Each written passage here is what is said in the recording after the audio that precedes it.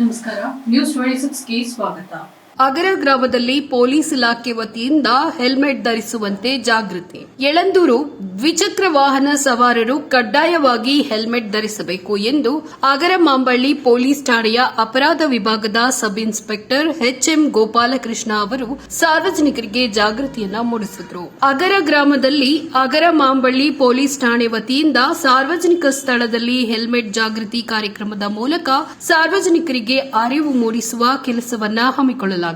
ಈ ಸಂದರ್ಭದಲ್ಲಿ ಅಪರಾಧ ವಿಭಾಗದ ಸಬ್ ಇನ್ಸ್ಪೆಕ್ಟರ್ ಎಚ್ಎಂ ಗೋಪಾಲಕೃಷ್ಣ ಅವರು ಮಾತನಾಡಿ, ವಾಹನ ಸವಾರರು ವಾಹನಗಳಿಗೆ ಸಂಬಂಧಪಟ್ಟ ದಾಖಲೆಗಳನ್ನ ಸದಾ ಕಡ್ಡಾಯವಾಗಿ ಜೊತೆಯಲ್ಲಿಟ್ಟುಕೊಂಡಿರಬೇಕು. ಹೆಲ್ಮೆಟ್ ಧರಿಸದೆ ವಾಹನ ಚಲಾಯಿಸಿದ್ರೆ ಸ್ಥಳದಲ್ಲಿಯೇ ದಂಡ ತೆರಬೇಕಾಗುತ್ತೆ. 18 ವರ್ಷ ಒಳಗಿನವರು ವಾಹನ ಚಲಾಯಿಸುವುದು ಅಪರಾಧ ಹಾಗೂ ವಾಹನ ಚಲಾಯಿಸುವಾಗ ಹೆಲ್ಮೆಟ್ ಧರಿಸುವುದರಿಂದ ಸಂಭವನೀಯ ಅಪಘಾತಗಳಿಂದ ತಲೆಗೆ ಪೆಟ್ಟಾಗುವುದು ತಪ್ಪುತ್ತದೆ. ಪೊಲೀಸರು ನೀಡುವ ಸೂಚನೆಗಳನ್ನ ಅಗತ್ಯವಾಗಿ ಪಾಲಿಸಬೇಕು ಅಂತ ತಿಳಿಸಿದರು. ಈ ಸಂದರ್ಭದಲ್ಲಿ ಅಗರ ಗ್ರಾಮ ಪಂಚಾಯಿತಿ ಅಧ್ಯಕ್ಷರಾದ ಮುದ್ದನಾಯಕ, ಮಾಂಬಳ್ಳಿ ಗ್ರಾಮ ಪಂಚಾಯಿತಿ ಅಧ್ಯಕ್ಷರಾದ ಮಲ್ಲೇಶ್, ಪೊಲೀಸ್ ಸಿಬ್ಬಂದಿಗಳಾದ ನಾಗರಾಜು ಅಂಗಡಿ, ಪ್ರಶಾಂತ್ ಕುಮಾರ್ ಹಾಗೂ ಸಾರ್ವಜನಿಕರು ಈ ಕಾರ್ಯಕ್ರಮದಲ್ಲಿ ಉಪಸ್ಥಿತರಿದ್ದರು. ವರದಿ S Puttaswamy, Honnur, news 26 Kannada, Chamarajanagar.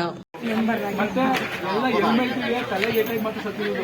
ಹೆಲ್ಮೆಟ್ಗೆ injuries ಆಗಿ ತಲೆ ಮಾತ್ರ ಏಟಾಗಿದೆ, ಗುಣಾಗಿಲ್ಲ. ಮಕ್ಕಳು ಗಾಡಿ ಕೊಡಿ, ಎಲ್ಲ ಹೆಲ್ಮೆಟ್ ಹಾಕೊಂಡು ಗಾಡಿ ಓಡಿಸಿ.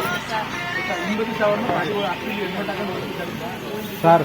ಎಲ್ಲ 18 ವರ್ಷ ಕೆಳಪಟ್ಟು ಮಕ್ಕಳು ಗಾಡಿ ಯಾರು ಆಡ್ಸೋರು ಅವ್ರಿಗೆ